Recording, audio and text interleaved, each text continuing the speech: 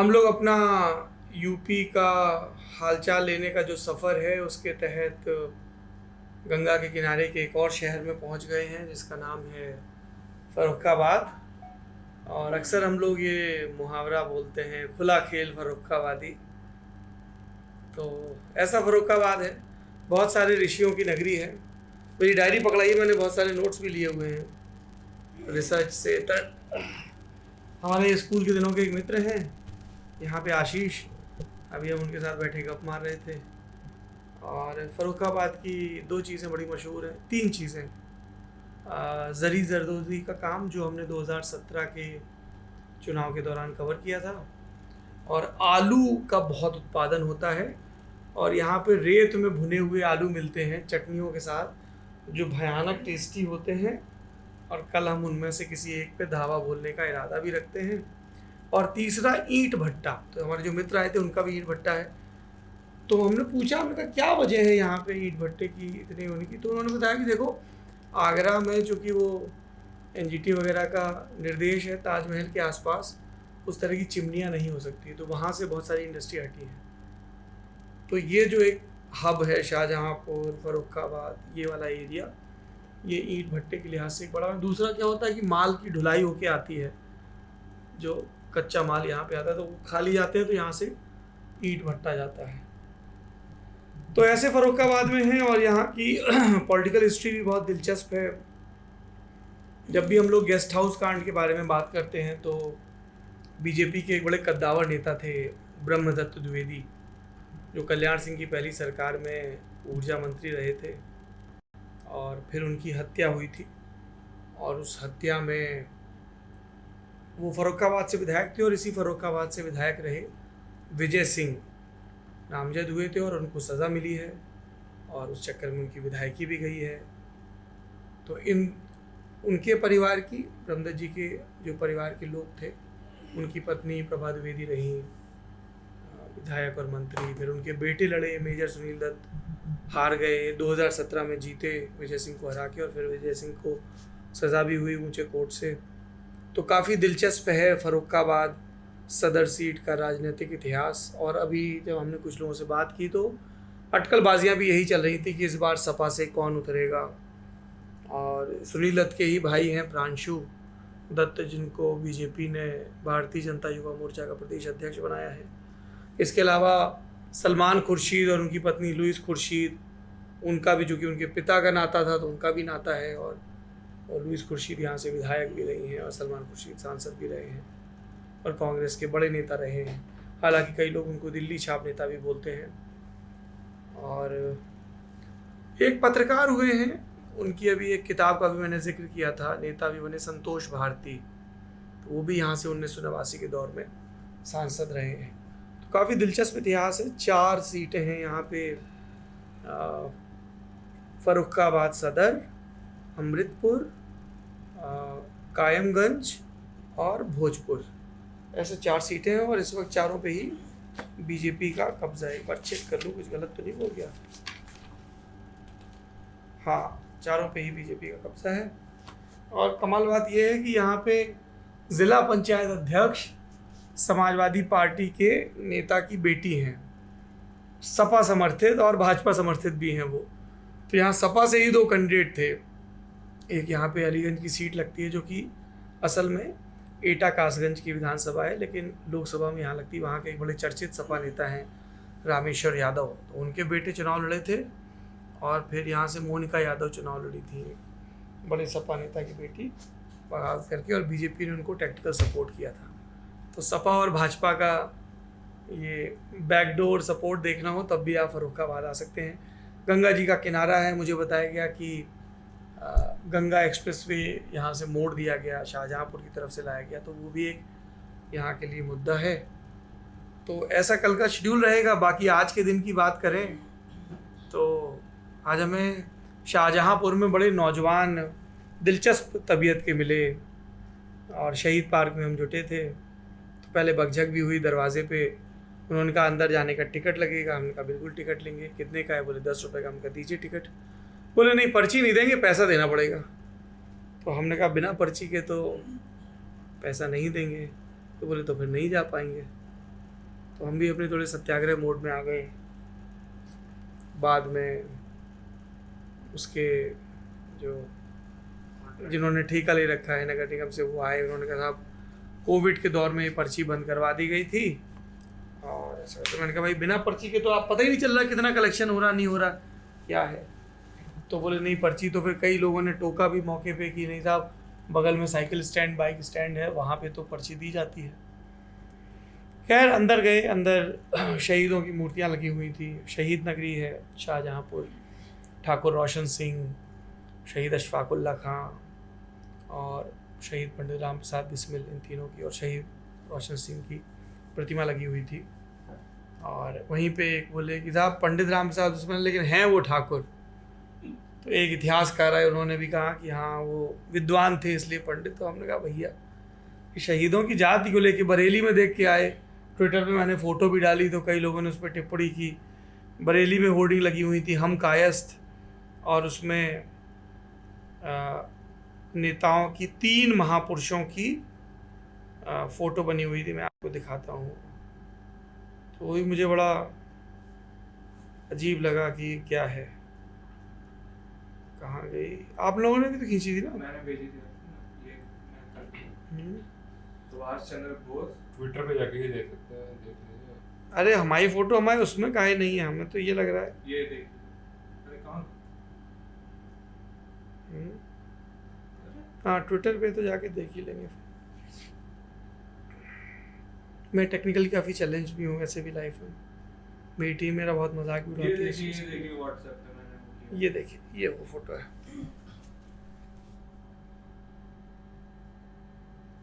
तो मुझे ये बरेली के महानुभावों की वजह से ये भी पता चला कि अच्छा जी स्वामी विवेकानंद की और सुभाष चंद्र बोस की और लाल बहादुर शास्त्री की जाति क्या है।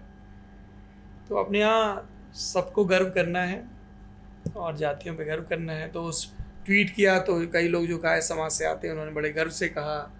कई लोगों ने मेरी जन्म की जाति को लेकर तंज कसा, कई लोगों ने इस पूरी स्थिति पे करा। तो सबकी अपनी अपनी राय है। तो यहाँ पे भी वैसी एक बहस शुरू हो गई थी। पंडित राम प्रसाद बिस्मिल पंडित नहीं ठाकुर हैं, इसको लेके हमने कहा चलिए, जैसे हमारे जैरी जी कहते हैं सह लेंगे समाज का ये भी। बस एक गड़बड़ हुई आज हमसे। हम लोग शाहजहाँपुर के एक इलाके में गए। दरअसल पहले गए शहीद अशफाकुल्ला खां की मज़ार पे। तो वहाँ एक भाई मिले, तो हमने पूछा आप क्या करते हो? तो बोला हमारा कारखाना है। हमने कहा किस चीज़ का? बोले पश्मीना शॉल बनाते हैं हम। तो हमने कहा यार ये तो कश्मीर, बोले कश्मीरी शॉल बनाते हैं। हमने कहा शॉल कश्मीरी है, बन शाहजहाँपुर में रहा। बोले हाँ जी। तो हमने कहा दिखाओ यार कारखाना। तो उनके कारखाने में गए तो एक कमरा था, उसमें 2 अड्डी लगी हुई थी और शॉल बना जा रहा था और वो पश्मीना ही था और निहायत ही खूबसूरत था। तो हमने कहा कोई यार बड़ा कारखाना भी है जहाँ 10, 12, 15 लोग बात कर रहे हो तो शॉल पे भी बात हो जाएगी, कारोबार पे भी। बोले अभी तो लंच ब्रेक है, शाम को आप आइएगा तो बड़े कारखाने में दिखाएंगे।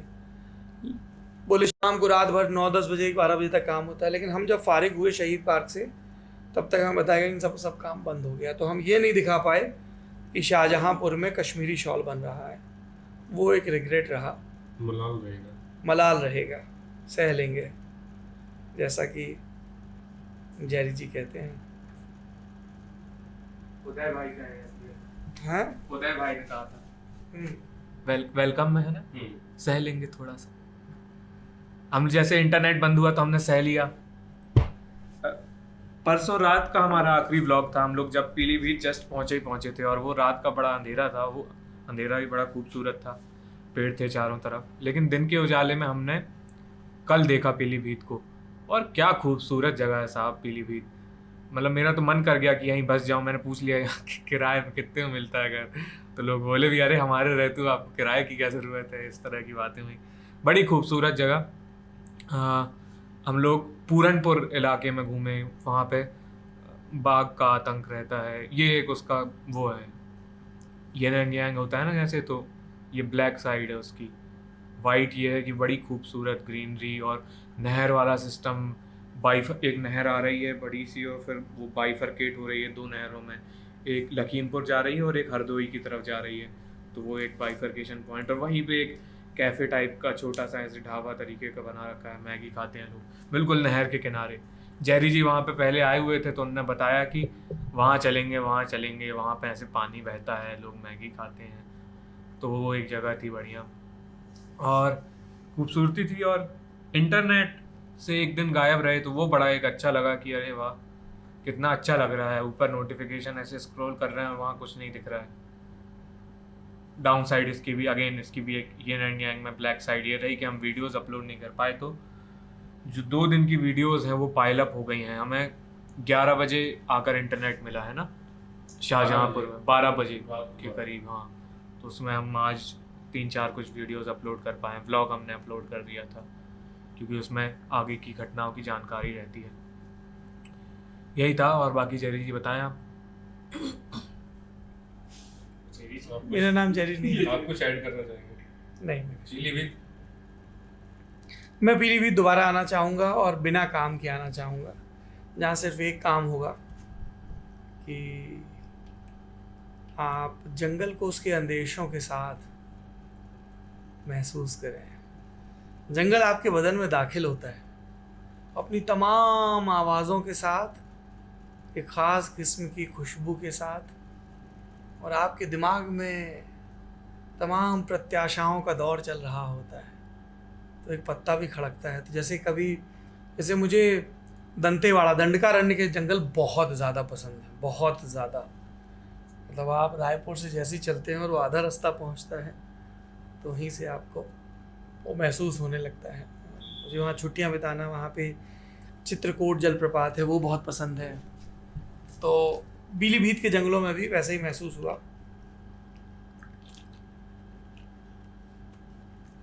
और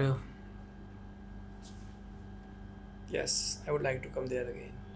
एक उन्होंने बड़ी मज़ेदार चीज़ बताई है कैमरा ऑफ होने पे। बोले यहाँ पे बड़े अधिकारी या मंत्रियों के रिश्तेदार वगैरह आते थे तो बड़ा अधिकारियों पे दबाव रहता था कि इनको जंगली जानवर दिखें तो ठीक रहे। तो वो लोग जिस सर्किट हाउस में या गेस्ट हाउस में रुके होते थे ना, सर्किट हाउस नहीं, गेस्ट हाउस में सरकारी, उसके इर्द गिर्द सेंधा नमक छिड़क दिया जाता था। तो सेंधे नमक की खुशबू से जंगली जानवर आ जाते हैं। बारिंग बाघ को छोड़कर बाकी जो चीतल, सांभर, हिरन, बारहसिंगा टाइप के और जो दूसरे जानवर हैं, तो उस जो VVIP गेस्ट थे वो भी बड़े वाओ सो मैनी एनिमल्स। तो ये मुझे ट्रिक बताई स्थानीय लोगों ने कि साहब यहाँ ऐसा होता था। क्या ऐसा होता है सही में? अब उन्होंने तो बड़े दावे से बताया, सब जानकार लोग थे, हो सकता है कुछ ऐसा रहता हो। और दूसरा पता चला कि यहाँ से बहुत सारे लोग, नेपाल बॉर्डर पास है तो नेपाल बॉर्डर जाते हैं, एकदम कसीनो वसीनो हैं और तमाम व्यवस्थाएं हैं। तो ये शगल है वहाँ का। हमने कहा अच्छा जी। बोले आप दिल्ली विल्ली तो सब बड़े दूर पड़ते हैं ना, तो ये ज़्यादा हैप जगहें हैं। तो ये 2 बातें पता चली ऑफ कैमरा, तो मुझे लगा दर्ज होना ज़रूरी है। पर बहुत खूबसूरत था। सड़कों की स्थिति जंगल के अंदर थोड़ी सी गड़बड़ थी और वो बाइफरकेशन और नहर वाला एरिया भी अच्छा था। मुझे लगता होनी भी चाहिए ताकि जंगल के अंदर कम लोग जाएं, कम लोग जा पाए, आवाजाही कम हो। तो उसमें टूटी सड़क नहीं होनी चाहिए। कच्ची सड़क, पक्की सड़क तो ठीक है, लेकिन अगर पक्की सड़क है, डामर वाली आपने कभी बनाई तो उसको आप दुरुस्त रखो।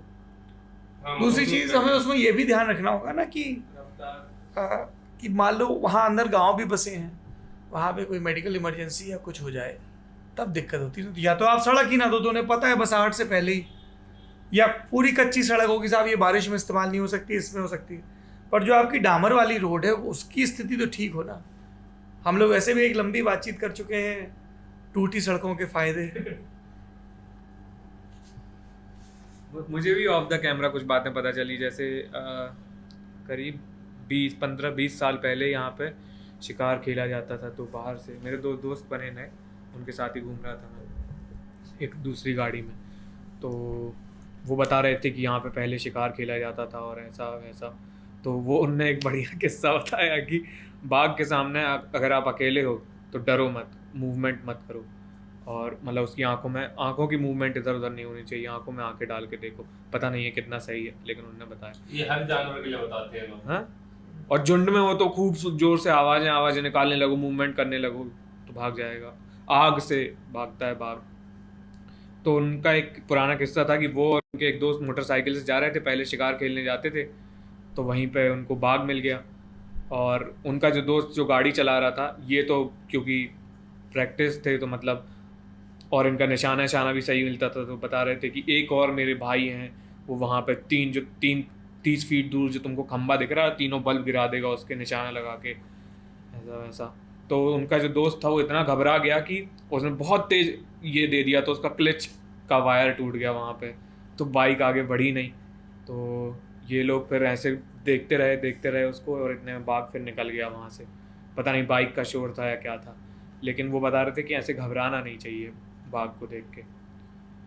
स्पीड कैचअप नहीं कर पाएंगे हैं बाघ की।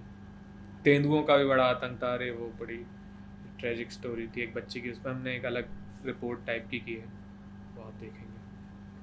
और हाँ, ये भी पता चला वो कछुओं की कई प्रजातियां वहाँ पे हैं उस पानी में, कितनी 72 या कुछ टोटल एशिया, कितनी इंटरनेशनली पाई जाती हैं पूरी दुनिया में, और 29 कुछ ऐसी पीलीभीत में है, ऐसा कुछ बताया था।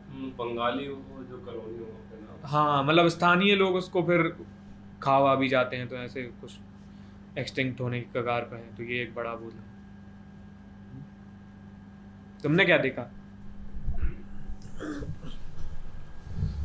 पीलीभीत टाइगर रिजर्व में मतलब मुझे जो लगा कि जब हमने जिनके घर में हाल ही फिलहाल में उनकी बेटी को तेंदुआ, कोई कह रहा था तेंदुआ, कोई कह रहा था बाघ, और कोई कुछ और जानवर बता रहा था उसको, तो क्लियर नहीं है किससे मरी है वो, कौन सा जानवर था वो जंगली।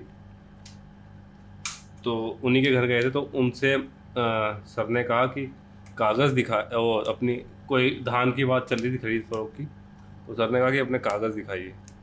तो पहले तो हिचकिचाने लगे कागज़ को लेकर के, फिर वो गए अंदर टहलने वहलने, और 15-20 मिनट बाद आए तो कहा कि 15-20 मिनट नहीं, 5-7 मिनट बाद आए, कहा कि कागज़ नहीं मिल रहे हैं। और वरुण ग्रोवर की कविता पढ़ दी, तो कागज़ नहीं मिल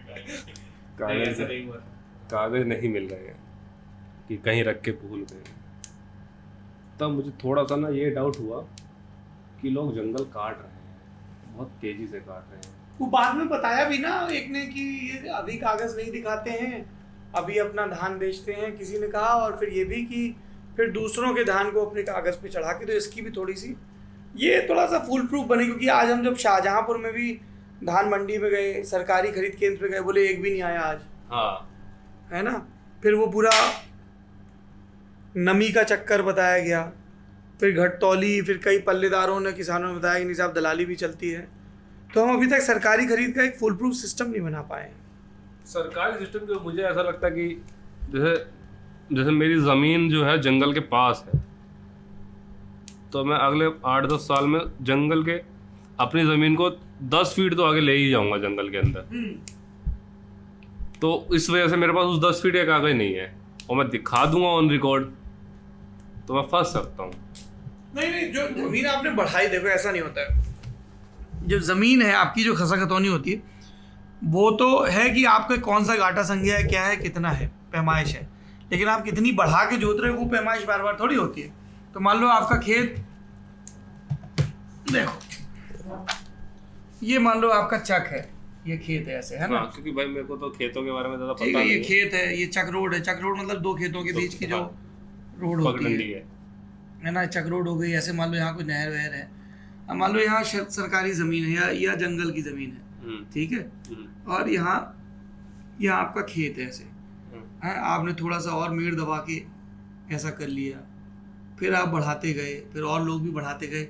ये बिल्कुल वैसे ही होता है। तो जंगल दबता चला गया ना, ये बिल्कुल वैसे ही होता है जैसे तुमने देखा होगा मोहल्लों में कि ऐसे सड़क है, यहाँ पे ऐसे ऐसे नाली है, ऐसे है ना, ऐसे ऐसे करके नाली होती है किनारे ढकी है वो। फिर लोगों के मकान होते हैं ऐसे, ठीक। फिर लोग क्या करते हैं, एक ने 2 सीढ़ी बनाई इसके ऊपर, ऐसे 2 सीढ़ी बनाई, फिर दूसरे ऐसे ढाल बनाई, तीसरे की ढाल और आगे तक आ जाती है ना। कोई ट्री गार्ड लगा लेता है, सब ऐसे करके धीमे धीमे पेमेंट इंक्रोच करते हैं ना। तो ये अर्बन का मामला होता है। यहाँ मेड़ की जगह नाली दबाई जाती है, और रूरल में जो है वो कई लोग हैं। इसीलिए जब भी कोई ज़मीन खरीदता, मान लो आप एक खेत खरीदोगे, तो मान लो आपके पास कोई किसान आया, उसने कहा साहब ये हमारे पिताजी की ज़मीन है, हम 3 भाइयों के नाम चढ़ी है और ये मान लो 1 एकड़ है या इतने हेक्टेयर है, तो आप उसने कहा 1 हेक्टेयर है, फिर आप लेखपाल को बुला के पैमाइश भी करवाओगे कि ये जितनी ज़मीन जोत रहे हैं वो उतनी है या नहीं है, कम ज़्यादा, तो वो जरीब होती है, तो जरीब से फिर वो नापी जाती है कि कागज़ पे कितनी चढ़ी है, असल में कितनी जोत रहे हैं। तो कई लोग असल में ज़्यादा भी तो जोतते हैं। मैं मतलब मेरा तो कहना यही है कि मुझे नहीं पता उनके पास क्या सीन था, लेकिन हम लोग ये हमें मानना पड़ेगा कि हम लोग जंगल ख़त्म करते जा रहे हैं और बहुत तेज़ी से ख़त्म कर रहे हैं जी। मतलब लोग घुस जाओगे क्या? अरे यार तुम्ही ने बताया था हेड स्पेस इतना नहीं छोड़ना होता है आपने। हाँ तो नीचे उसको नीचे कर लो ना, बिल्कुल। हाँ ऐसे अरे यार देखो ये तो ठीक थे, मैं ही दूर हो जाता हूँ। बताओ। हाँ तो हम लोग जंगल ख़त्म करते जा रहे हैं और शायद ऐसा लगता है कि टाइगर रिजर्व से पहले गांव वाले ही बता रहे थे कि कम वो शिकार हुआ करते थे, कम लोग बाघ के चपेट में आते थे। टाइगर रिजर्व जब से आया है तब से ज़्यादा हो रहा है। तो उसका एक कारण यही है कि हम लोगों ने जंगल बहुत तेज़ी से ख़त्म कर दिया है, जिसकी वजह से उनको अंदर जगह नहीं मिल पा रही है। और एक जो बाघ होता है उसका जो रहने का एरिया होता है मेल बाघ का, 21 किलोमीटर नहीं 21 किलोमीटर तो चलता है एक दिन में। रहने का जहाँ पे वो रहता है वो 3 किलोमीटर का होता है, जहाँ पे वो अपना टेरिटरी मार्क करता है, वो 3 किलोमीटर का होता है। और वो हम लोग जंगल से निकले होंगे 5-7 किलोमीटर चौड़ा होगा, वो 5-7 किलोमीटर चौड़ा था।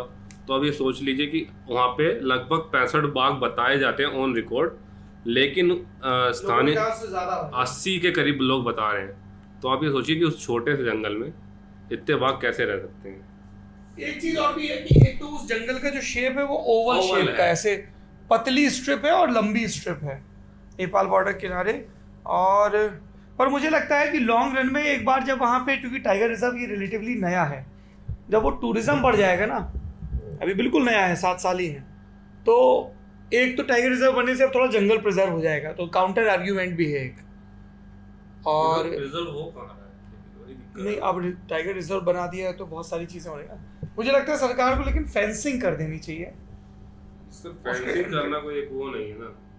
नहीं, फेंसिंग करने से जंगली जानवर बाहर नहीं आएंगे और वरना तो वो शिकार की तलाश में आते रहेंगे, खासतौर पे बाघ। क्या हम लोग ऐसा नहीं कर सकते जैसे तवा के साथ हुआ, सतपुड़ा के साथ हुआ, कि जितने गांव अंदर उनको बाहर लाया जाए, उनको कहीं और बसाया जाए? जमीन का मसला है ना, और जमीन को लेकर किसान और सब, आप लोगों गांव को तो बाहर लाके बसा दोगे पर उनकी जमीनों का क्या करोगे? जमीन पे आप जंगल बनाइए, नए तरीके से जंगल बसाइए उस पे। अच्छा, आप कह रहे हो कि उस पूरी जमीन को अधिग्रहित करके मुआवजा दे दिया जाए? हाँ, आप नई जमीन, वो जमीन, और वो एक बार वो आप छोड़ दोगे फिर तो जानवर और जंगल रिक्लेम कर लेते हैं अपनी जमीन। हाँ, उनको वो आप जंगल बसा दीजिए तो जानवर उससे बाहर जाएगा ही नहीं, जब उसके पास अपना रहने के लिए। अब मेरे पास एक 2 कमरे का घर होता है तो मैं अपने 2 कमरे में रहूंगा ना। जब मेरा घर ही 1 कमरे का हो जाएगा तो मेरे को तो आदत है 2 कमरे के घर में रहने की। आप मुझे 1 कमरे के घर में शिफ्ट कर दो तो मैं कैसे रह पाऊंगा?